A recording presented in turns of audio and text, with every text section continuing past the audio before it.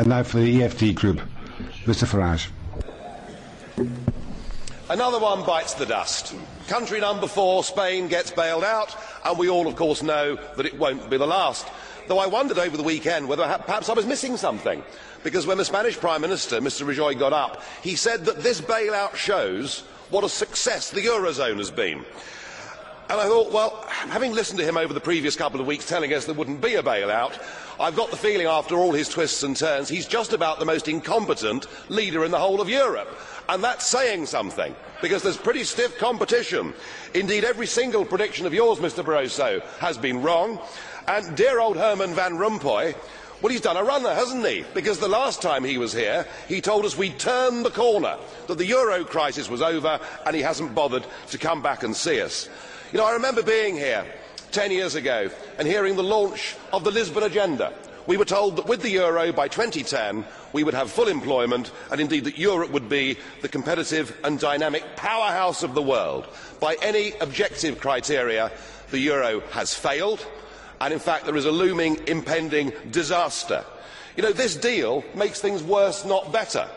100 billion is put up for the Spanish banking system, and 20% of that money has to come from Italy.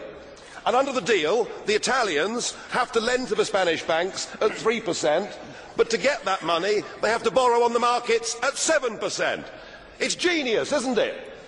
It really is brilliant. So what we're doing with this package is we're actually driving countries like Italy towards needing to be bailed out themselves. In addition to that, we put a further 10% on Spanish national debt. And I tell you, any banking analyst will tell you 100 billion doesn't solve the Spanish problem. It would need to be more like 400 billion.